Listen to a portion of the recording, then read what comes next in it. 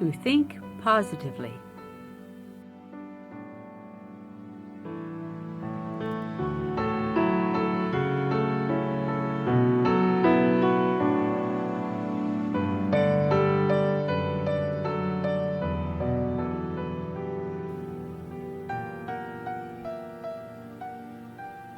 Humans are thinking animals. Since the beginning of time, there have always been people who fantasize, who have delusions, who dream, and many who have ideals. When we lie in our beds at night, we should be free from worry. Yet thoughts about our lives often arise then. Thoughts about family, our country, or even the world. Everything is within our mind. One of the Buddhist sutras teaches us that humans are the combination of the 5 aggregates, another name for I. The 5 aggregates are form, feelings, perception, mental formations, and consciousness. Perception, or thinking, is one of the 5 parts of the I.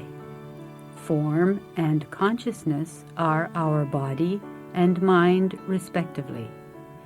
Feelings is in both body and mind. There are different kinds of feelings. Feelings of suffering, enjoyment, or even neutral feelings. With conception, there can be kind, evil, or neutral thoughts. The average person often tends to think of himself or herself in a more positive light, but may have negative thoughts about others. In our thoughts, when something concerns us, even if it is not good, we tend to be forgiving toward ourselves. But when something of a negative nature concerns others, we are less likely to be as forgiving. Humans tend to be forgiving toward the self and strict with others. However, if we are as critical of ourselves as we are of others, and as positive about and forgiving of others as we are about and of ourselves, then life will be truly wonderful. The sutra says, "The 3 realms are all in the mind, and all dharmas are in one's consciousness." In everyday life, we live in our delusions, and with our thoughts create all sorts of fantasies out of nothing. Because it is impossible for humans to live without thoughts, we should make an effort to purify them. A pool of water needs to be purified before it is suitable for drinking.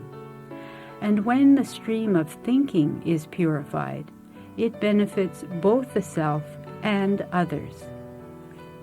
When we consider the thoughts of the saints and sages, we see that their thoughts are all about carrying the responsibilities of the world on their shoulders.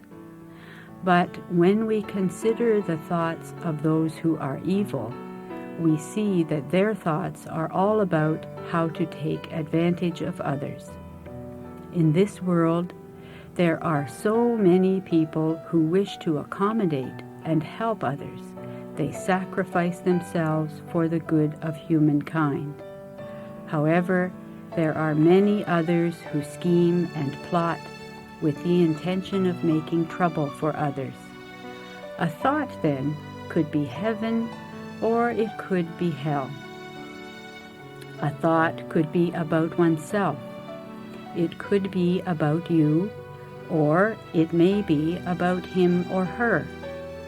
We are all mixed together in one another's thoughts.